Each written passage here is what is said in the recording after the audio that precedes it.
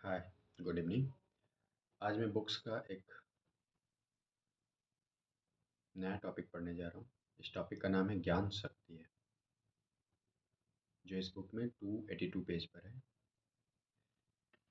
ज़्यादातर लोगों के लिए विज्ञान को पचा पाना बहुत मुश्किल होता है, क्योंकि इसकी गणितीय भाषा को समझने में हमारे दिमाग को कठिनाई होती है और इसके निष्कर्ष अक्सर कॉमन सेंस के विरोध में जाते हैं।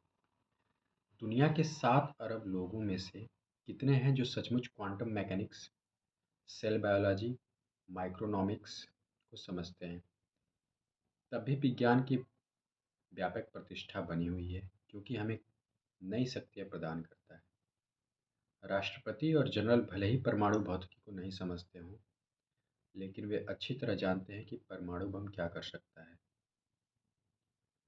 1620 में फ्रांसिस बैकन ने द न्यू इंस्ट्रूमेंट नाम से एक वैज्ञानिक घोषणा पत्र प्रकाशित किया। इसमें उसने दावा किया था कि ज्ञान शक्ति है। ज्ञान वास्तविक परीक्षा इसमें नहीं होती कि वह सच में है या नहीं, बल्कि इसमें होती है कि वह हमारी सामर्थ्य को बढ़ाता है या नहीं। वैज्ञानिक आम तौर से यह मानते हैं कि कोई भी सिद्धांत 100% सत्य नहीं होता है। नतीजन सत्य ज्ञान की एक कमजोर कसौटी है। उसकी वास्तविक कसौटी है उपयोगिता। ज्ञान की स्थापना उस सिद्धांत से होती है जो हमें नया कुछ कर सकने में सक्षम होता है या बनाता है। सदियों के दौरान विज्ञान ने हमें अनेक नए उपकरण उपलब्ध कराए हैं। उनमें से कुछ दिमागी उपकरण हैं, जैसे कि वे जिनका इस्तेमाल मृत्यु दरों या आर्थिक वृद्धि के पूर्वानुमान के लिए किया जाता है। इनसे ज़्यादा महत्वपूर्ण है टेक्नोलॉजिकल उपकरण। विज्ञान और प्रौद्योगिकी के बीच गढ़ा गया रिश्ता इतना मजबूत है कि आज लोगों दोनों को एक समझ बैठते हैं। हम सोचते हैं कि विज्ञान वैज्ञानिक अनुसंधान के नए टेक्नोलॉजियों का विकास नामुमकिन है, और ऐसे अनुसंधान का कोई खास अर्थ नहीं है जिसके परिणाम नई टेक्नोलॉजी के रूप में सामने नहीं आते हैं। वस्तुतः विज्ञान और टेक्नोलॉजी के बीच का रिश्ता हाल ही की घटना है। 1500 से पहले विज्ञान और टेक्नोलॉजी पूरी तरह से स्वतंत्र क्षेत्र थे।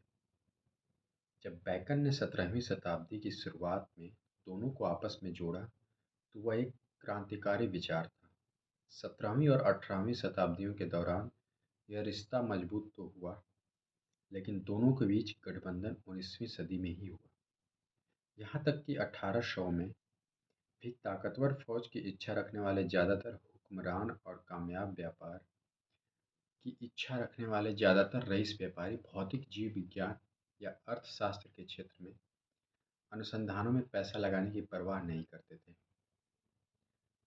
मेरा इरादा यह दावा करने का नहीं है कि इस स्थिति से कोई अपवाद नहीं थे। एक अच्छा इतिहासकार हर चीज़ की मिसालें खोज सकता है, लेकिन उससे भी अच्छा इतिहासकार वह है जो यह जानता है कि मिसालें कब ऐसे कौतूहलों के सिवा और कुछ नहीं होती, जो व्यापार तस्वीर को धुंधला कर देती है। सामान्य तौर पर बात करें, पूर्व आधुनिक युग के ज़्यादातर शासक और व्यापारी नई टेक्नोलॉजियाँ विकसित करने के लिए विश्व प्रकृति के बारे में शोध पर पैसा नहीं लगाते थे।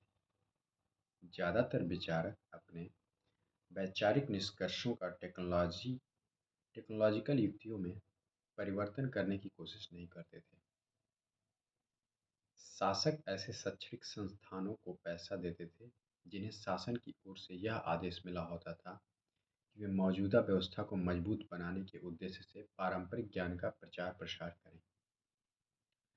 जहाँ तहाँ लोग नई टेक्नोलॉजियाँ विकसित करते रहते थे, लेकिन ये विधिवत वैज्ञानिक अनुसंधान में लगे अध्येताओं द्वारा नहीं, बल्कि आम तौर से अशिक्षित कारीगरों द्वारा प्रयोग और भूल सुधार की प्रक्रिया से निर्मित होती थी।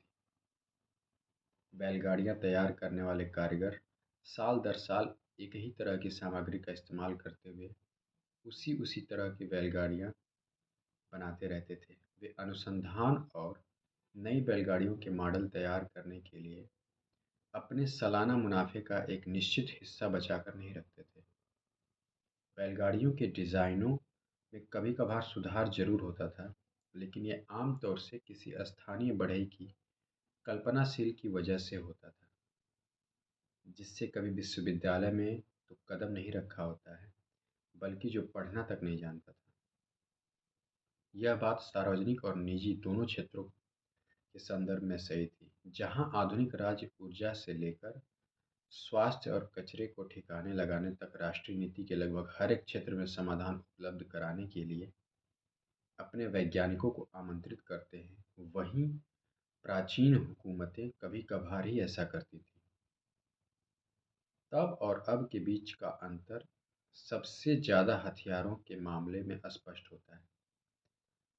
जब 1961 में निवर्तमान राष्ट्रपति ड्वाइट आइज़ेनहोवर ने सैन्य औद्योगिक परिसर मिलिट्री इंडस्ट्रियल कॉम्प्लेक्स की बढ़ती हुई ताकत के बारे में चेतावनी दी थी, तो उन्होंने इस समीकरण के एक हिस्से का जिक्र नहीं किया था। उन्हें अपने देश को सैन्य औद्योगिक वैज्ञानिक परिसर के बारे में सावधान करना चाहिए था, क्योंकि आज के युद्ध वैज्ञानिक उत्पाद हैं। दुनिया की सैन्य शक्तियां मनुष्यता के वैज्ञानिक अनुसंधान और टेक्नोलॉजिकल विकास के एक बहुत बड़े हिस्से की शुरुआत करती हैं, उन्हें निधि उपलब्ध कराती हैं और उनकी दिशा को निर्धारित करती हैं। जब पहला विश्व युद्ध लंबी चलने वाली मोर्चाबंदी का खंदक में जा फंसा, तो इस गतिरोध को समाप्त करने और राष्ट्र को बचाने के लिए दोनों पक्षों ने वैज्ञानिकों का आह्वान किया। इन सफ़ेदपोशों ने इस आह्वान का जवाब दिया और प्रयोगशालाओं से करामाती हथियारों का एक अनवरत प्रवाह फूट पड़ा। युद्धक विमान, जहरीली गैस, टैंक, पनडुब्बियां और अत्यंत कारगर मशीन गनें, तोपें, राइफलें और बम। द्वितीय विश्व युद्ध में विज्ञान ने इससे भी बड़ी भूमिका निभाई। 1944 के अंत के करीब जर्मनी लड़ाई हार रहा था और उसकी पराजय आसन्न थी। एक साल पहले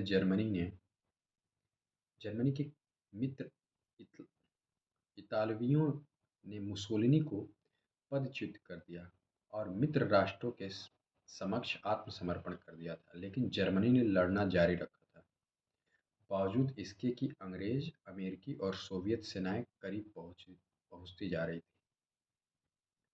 जर्मन सैनिकों और नागरिकों को जिस एक वजह से उम्मीद बंधी थी, वह यह थी कि उन्हें विश्वास था कि जर्मन वैज्ञानिक V2 रॉकेट और जेट पावर्ड विमानों जैसे करामाती हथियारों की मदद से उनकी किस्मत पलट देने वाले थे। जहां जर्मन रॉकेट और जेटों पर काम कर रहे थे, वहीं अमेरिकी मैनहाटन प्रोजेक्ट कामयाबी के साथ एटम बम विकसित कर चुका था। अगस्त 1945 के शुरुआती दिनों में इस बम के तैयार होने तक जर्मनी तो समर्पण कर चुका था, लेकिन जापान मोर्चे पर डटा था। अमेरिकी सेनाएं इसके घरेलू द्वीपों पर आक्रमण करने को तैयार थीं। जापानियों ने इस आक्रमण का मुकाबला करने और मरते दम तक लड़ते रहने की कसम खा रखी थी, और ऐसा मानने की पर्याप्त वजह थी कि ये कोई खोखली धमकी नहीं थी। अमेरिकी जनरलों ने राष्ट्रपति हैरी एस ट्रूमन से कहा कि जापान पर आक्रमण की कीमत लाखों अमेरिकी सैनिकों की जान से चुकानी पड़ेगी और लड़ाई 1946 तक जारी रहेगी। ट्रूमन ने एक नए बम का इस्तेमाल करने का निश्चय कर लिया। 2 हफ्तों और 2 एटम बमों के बाद जापान ने बिना शर्त समर्पण कर दिया और युद्ध समाप्त हो गया। आज के लिए इतना ही। धन्यवाद। आगे कल पढ़ते हैं।